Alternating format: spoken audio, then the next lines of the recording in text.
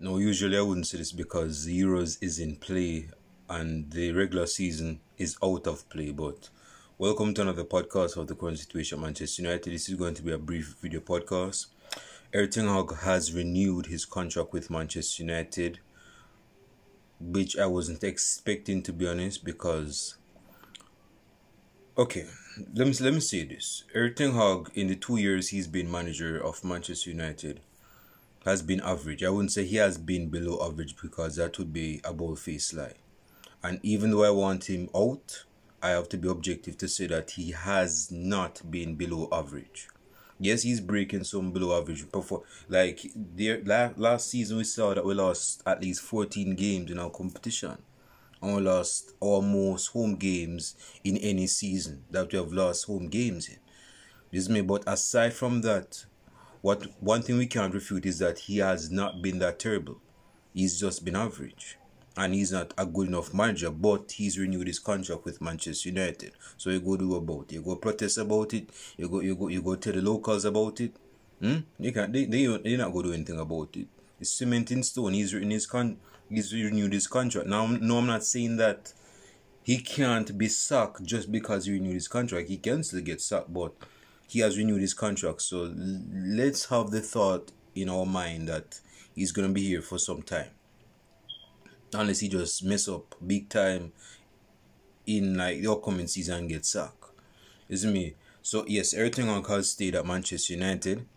Another piece of news is that Ashworth from Newcastle has officially signed as football director at Manchester United. So yeah, I'm looking forward towards this transfer window to see what type of players we are linked to, man.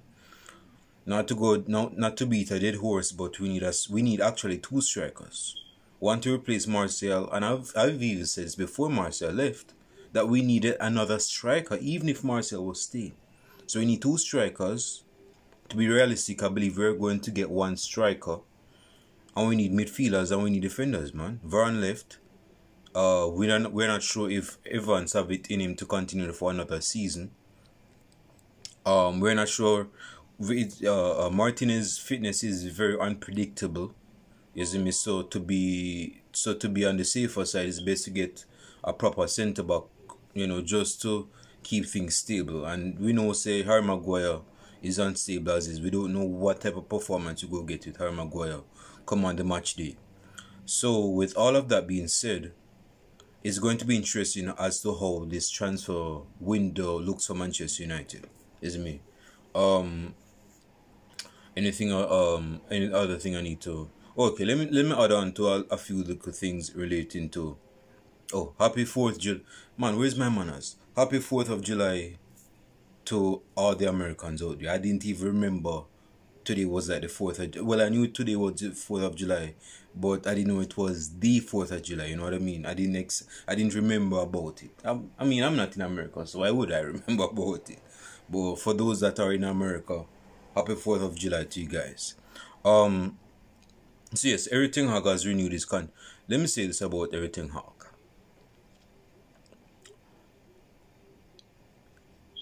Seeing that we have a football director right now,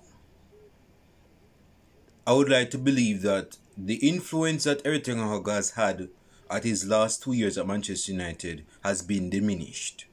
He's not going to have big say so. I mean, he's going to have his suggestions, but he's not going to have like big say-sos on the transfers made. It's me. He's not going to, control the transfers himself. The football director, that is where the football director and the football people them come into play. They're going to control that degree, that department. Is me. So I would like to believe that Erik, for the most part, is not going to have a big say on the transfers being made. Again, he can have his say on so forth type of player, but and in comparison to his last seasons, he's not going to have much of a say. Let us look. I mean, look at the man's all of his Manchester United transfers in the last 2 years he's been at Manchester United. Which one of those signings have been like amazing? Martinez, apart from his injuries, Martinez has been good, but he's had his bad games. I remember the game he played at Liverpool and Salah turned him in and out. I don't even think he lost his bearings, man. I don't even think he knew where he was when Salah moved him. But apart from games like that, he's a capable defender that could start. If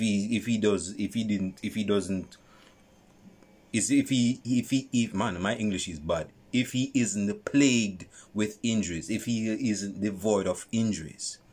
So when he's devoid of injuries, when he doesn't have no injuries and he's match fit, he's proper enough to start.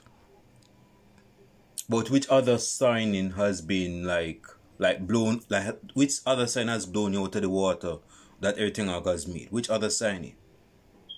Hoyland has done decent last season, especially in the second part of last season. In the first part of this season, forget about it. He had about 6 goals in the Champions League, if not 5. But apart from them goals, man, until December, he had about 5 goals in our competition. He didn't have no goals in the Premier League. He had an egg, as we would use to say. He had an egg in the Premier League until we played against Aston Villa at home and he scored the winning goal after we were losing 1-0. You see me? So he had a decent season, but look at Mason Mount. Full with injuries and the games that he's played, he hasn't played convincingly well. Onana, like I said, man, this Belgium was trying to break Messi's record that Messi did in 2012 of scoring like 91 goals in that calendar year. Messi is doing that because he's a striker. Onana, I don't know why Onana is doing that. He's a goalkeeper, but he's trying to concede that amount of goals, and he's a goalkeeper. Can't be doing that. Who else? So yeah, those are the ones. And Eriksen has been. Eriksen has been average. I mean, this is not Christian Eriksen of 2016 with Spurs, so let's not think this Belgian was going to turn water into wine when he came to Manchester United. This was a way past it Eriksen, a post-respiratory problem Christian Eriksen. You see me? And he didn't even play in the position he was supposed to play. He played deep line. You can't play this Belgian deep line. He's a number 10. So the fact is, on paper, most of his transfer has not been amazing. This is why we need football people, and that is why we're getting football people like Ashworth and them type of players, those type of people, because that is not everything Hog's claim to fame. That's not his MO. It's me. We don't want to be giving this brethren the glory and glamour of making any transfers when go sign average players like Mason Mount. This brethren saved Mason Mount's career. Signed him for 55 million euros pounds from Chelsea. He's a Chelsea reject. Chelsea didn't want to keep him. And now, everything about being a good Samaritan that he is, he has a good heart. Go sign this guy and even give him number 7. We can't be doing that, man. We can't be doing that. That's a big insult to the number 7. So this is why we need football people, man. It's good. I mean, I wouldn't say it's good that he signed a contract because I still want him out. But which other man? I mean, I guess you could say it's best, not best, but let me say. I don't know what to say right now, but I'll say this. Because the management pool is kind of low right now. We don't have quality managers right now that is in the limelight that we can say, okay, he's a good manager, let's bring him to Manchester United. This year we just gone to Marseille in League 1. It's me. So we don't have no quality manager out there. Potter is decent, but let's not. If he comes to Manchester United, he couldn't even manage the egos at Chelsea. Why do you think he's going to manage the ones at Manchester United? And Manchester United is a bigger club than Chelsea. That's not going to happen. So Erik ten Hag, seeing that Erik ten Hag is staying at Manchester United, again I have to reiterate this before I finish this video right now, that Jadon Sancho no longer has a future at Manchester United. No longer. Dude, he's not going to come back to Manchester United after the big fallout with Erik Ten Hag. It doesn't make sense. It's not going to. They're not going to reconcile. They're not going to. They're not going to. What you call it now? They're not going to fix the problem they had. It's just not going to work, man. It's going to look bad if Sancho stays. If Sancho allows himself to stay to this manager that he believed tried to subtly belittle him by telling him, say, yo, if you're supposed to apologize to me. You're not supposed to talk to your manager. The manager is the manager. That's your boss. But he didn't apologize. So he got benched and he got excluded and he got extinct from the squad. And he got sent out on loan. But right now, he doesn't have a future at Manchester United. Because everything I get still at Manchester United. And Sancho is not getting small wages either. So the best option for him right now, and to save his career, which is still young, is to leave this club on a permanent deal. Because everything may stay here for a while. Maybe for a couple more years. Maybe 3 years. Maybe 1 year. But he's going to be staying here for a while. And I'll be very surprised if Sancho stays here and try to reconcile things with this manager after the things given the things he said in the past. So if you think that Jadon Sancho and Erik Ten Hag is going to find common ground and work out, that's not going to work out. You see me? That's not going to work out, man. As good as that player Jadon Sancho is, and I did a video a month ago, I said that I basically said that why Jadon Sancho should leave Manchester United. Not because he's a crappy player, but it's because he has no future at Manchester United, given the manager. It's not going to be a good look, man. There could be explosions up at Manchester United, and it's not even the 25th of December. So we don't want that. We had that same problem with Mason, not the same problem, but we had a similar problem with Mason Greenwood in terms of the club keeping him or not. We had a problem with Anthony and him allegedly assaulting his girlfriend, and that put the club in the limelight. We don't want no more limelight. We want the limelight of doing well, playing proper football, and winning trophies. That's the limelight we want. Without no drama. This is not reality TV. Isn't me? Although Manchester United has been given that moniker, isn't me, of being reality TV, reality TV United, because we have all of these dramas in the media. So anyway, finishing this video. I didn't want this video to be longer than 10 minutes, but Erik Ten Hag has renewed his contract. There is good and bads to it. Like I said, the bad is that Sancho is not going to play for Manchester United anymore. And the good side is that we have good football people. So even though he stayed at Manchester United, renew his contract, we still have football people. We're getting football people, Ashworth and others. We already have Ashworth. That's going to be working with the transfers. So things could look promising. It's not all that blue and dim. So leave your comments below in the comment section. Like and subscribe to the channel. Make sure that you hit that bell as well so that you can be notified on each uploads. As relates to Copa America, I'll be watching the Copa America game tonight. Argentina will be playing against Ecuador. And tomorrow's the big guns, man. Spain versus Germany. France versus Portugal. I mean, these are the games that you would expect to see in the semi-finals at least, or the finals. And this is just the quarter-finals. So only 2 sides out of them 4 sides go through. But yeah, since I'm doing this video, let me just give my prediction right now. Out of the German and Spain game, I'm going with Germany to beat Spain. Yeah. Spain can play all that ticky football, bro. This is not 2008. This is not 2012.